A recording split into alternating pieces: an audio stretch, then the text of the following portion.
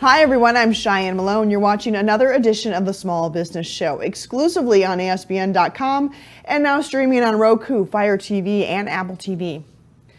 If you didn't realize it, e-commerce is one of the fastest growing industries in the world.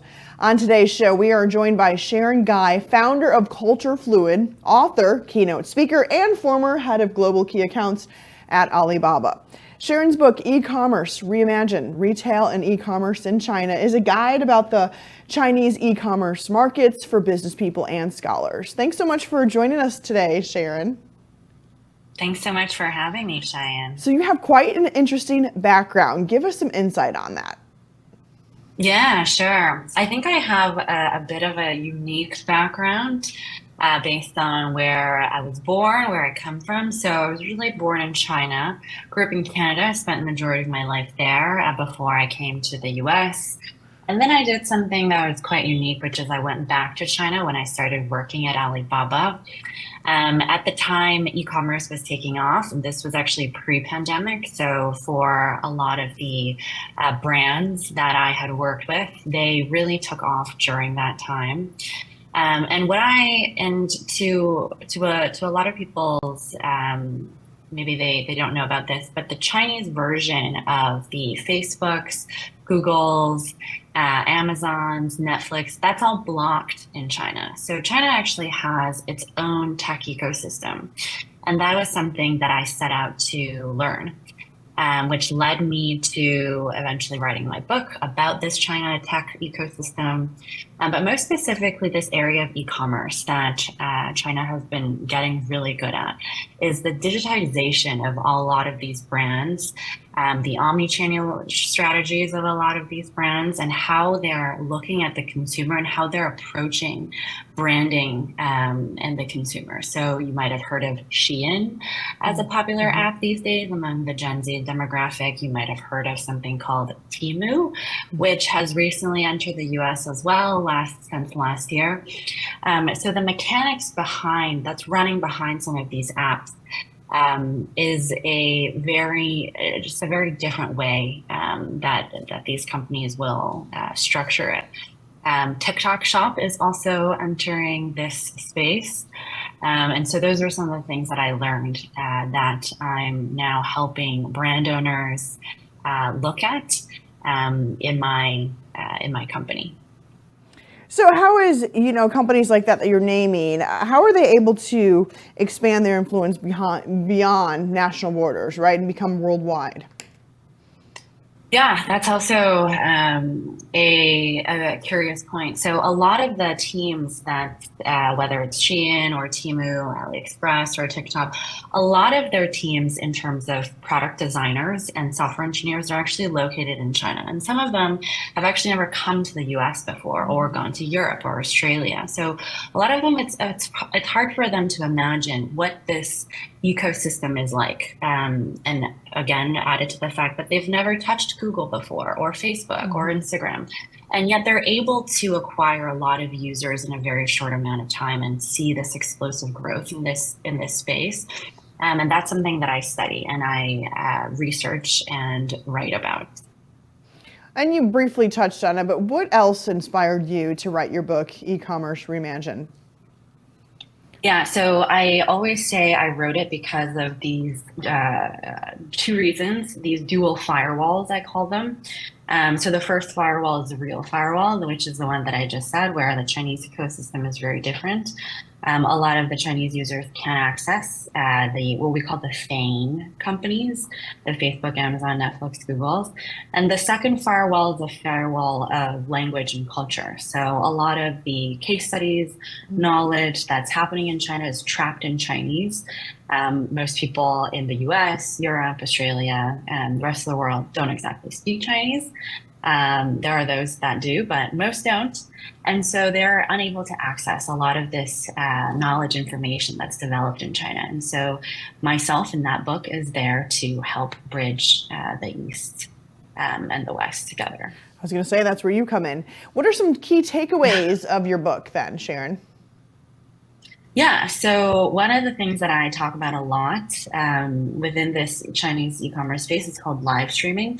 If you are a user of TikTok or if you scroll through TikTok much, you might have seen that pop up more and more. So before, it was more of we call it a C2C transaction where it's consumer to consumer. So you're maybe one user and you're wanting to live stream about your thoughts and opinions. What you'll see a lot of is what TikTok is transitioning itself into is also an e-commerce player, an e-commerce contender to Amazon.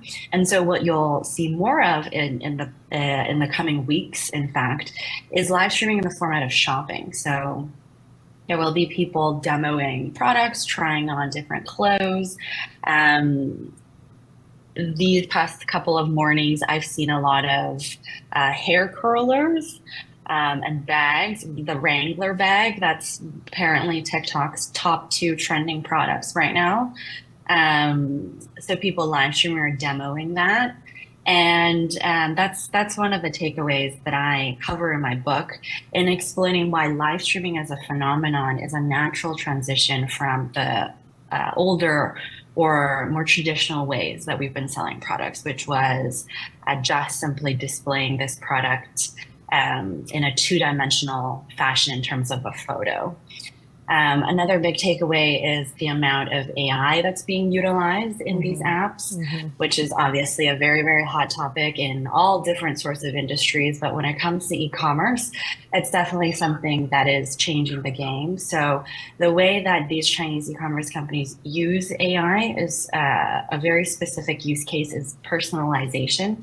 So if you ever look at Amazon, and then you ask maybe your kids to open Amazon or a friend, and you compare these 2 home pages that you're opening, they'll obviously look different, right? Because Amazon knows your preferences and the things that you've searched for and have clicked on versus a friend of yours who has had their own search terms and products and brands that they're interested in. But what these Chinese e-commerce companies will do is personalize it up to the point of where you are located and maybe at what time you're opening this app. So for instance, if you're opening this app in the mid-afternoon, right after lunch, maybe they think that you want to replenish a certain grocery item. Maybe if you are opening it at night, that they're showing you some sort of face mask that you can use to before you go to bed. On where you are opening this app in terms of location, whether you're opening it at home, it might be showing you some a home furniture good of some sort. If you're opening it at work, maybe it's showing you another item. So the amount of personalization that is placed in these apps is unparalleled. It's on a 2.0 sort of trajectory, and so that's another phenomenon that I explain in my book of why that's happening, how that's happening, and how we as brand owners and small businesses can take advantage of that. Are there things that Americans can utilize, maybe best practices or ways to market and strategy coming from the world of China? Obviously, you've worked both markets. Are there things that entrepreneurs here in America could utilize and you think they could really benefit from? Yeah, so I think reading my book is obviously very helpful because Number 1, read your book. Yes. Yeah, I mean, I took 5 years to accumulate all of that knowledge, and it's through hundreds of calls that I've had with CEOs and entrepreneurs, and it's the hours spent at work and working on all these case studies. And so I've consolidated it all in a very easy to read fashion into this book. And something that I also took care of doing is not using too much corporate speak and these sort of tough to understand vocabulary. I'd like to explain things in a very quick and easy way because there's just so much information around us nowadays. So the faster you enable someone to learn something, I think the more efficient it is for everyone. And so the book is one. And I think the next part is just paying attention to what's happening. If you are in the small medium business e-commerce space, through reading the book, you'll realize maybe new ways of looking at your consumers. So something that I talk about is the people product context framework. So it's a new way of looking at your customer. How do you unite a specific customer to a product that you're selling, and then under what context should you be reaching out to them? And the unison of these three pieces paves for the success of an e-commerce business.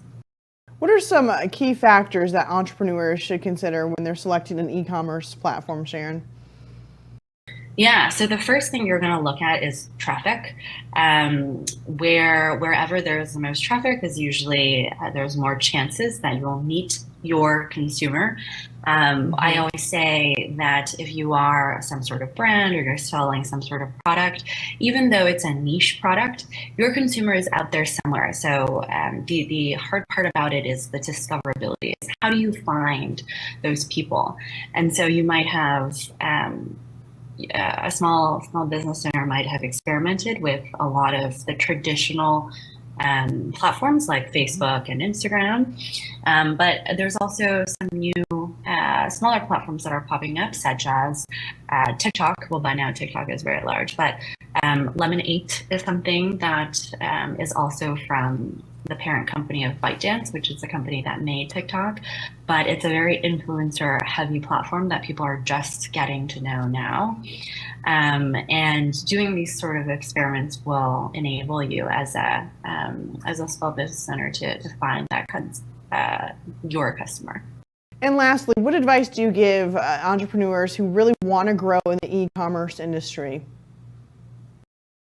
Yeah, so I would say the first thing is look at what the trends are happening and what are the trends that's happening right now, and affixing your strategy to that. And the e-commerce space, because it's in the digital space, it's changing all the time. So there was no Temu in 2021 or during pandemic times. It was only launched last year and was launched very quickly.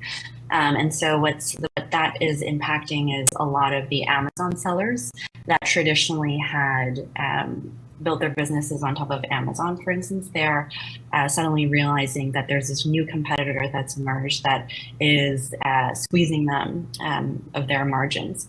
But there's a lot of these type of, but then they might realize that investing in Shopify or a more niche platform like TikTok Shop is the way to go, especially leveraging a lot of the live streaming capabilities that TikTok is producing and getting their sellers to use is a new type of strategy.